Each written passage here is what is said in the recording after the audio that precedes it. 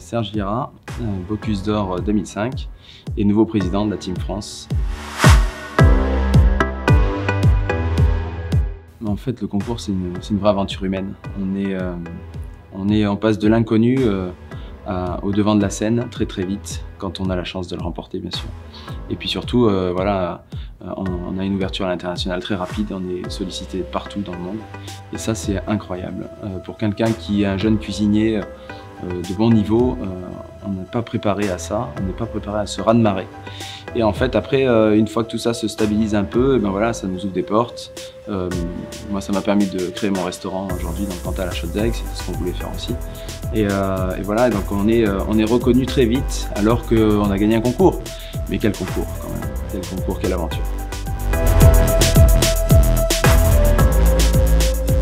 Voilà, les plus marquants sont ceux de l'aventure humaine. Vraiment, c'est la préparation au Bocuse d'Or, c'est la rencontre avec mon équipe qui était, alors pour le coup, je suis obligé de le citer, mais David Tissot, Éric Prat et Jacques Décoré, Régis Marcon, et c'est toute cette aventure, cette longue période de recherche sur les idées et le rouleau compresseur du Bocuse d'Or qui arrive et qui vous écrase.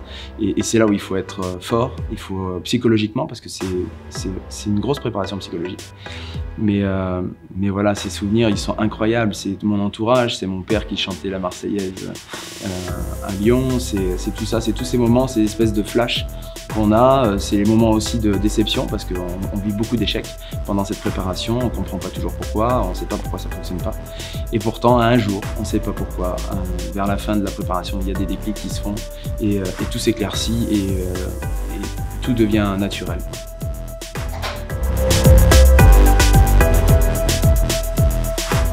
La famille du Bocuse d'Or aujourd'hui, c'est tous des chefs reconnus. Hein. Si on regarde, tous ceux aujourd'hui qui ont remporté le Bocuse d'Or sont reconnus ou alors en France ou à l'international. Et on a l'habitude de se voir au moins une fois par an, faire des discussions et d'échanger. Et c'est vrai qu'aujourd'hui, cette famille-là, on sait qu'on peut compter dessus. On sait aussi qu'elle est importante pour les candidats qui s'y préparent, parce qu'ils sont souvent des soutiens pour ces jeunes-là. Et souvent, ils nous appellent voilà, pour avoir des conseils et comment s'y préparer, comment vivre l'aventure. Et puis des fois, on est aussi des confidents, parce que les préparations sont difficiles. Et ils viennent vers nous justement pour se confier un peu à ça et essayer de trouver des solutions pour débloquer les situations. Il faut absolument que ce candidat-là se sente bien avec les gens avec qui il va travailler. C'est pour ça que mon réel souhait, c'est de créer une équipe de France une fois qu'on aura choisi le candidat le 24 septembre. Parce qu'il faut que son entourage soit dans notre équipe, il faut que ses proches soient dans notre équipe. Et puis il faut surtout qu'il y ait des gens qui souhaitent travailler avec lui, qui lui a choisi.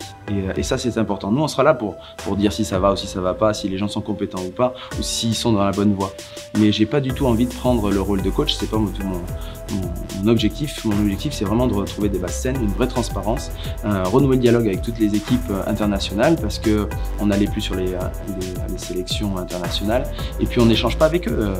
Aujourd'hui, je pense qu'on peut aussi leur demander de l'aide.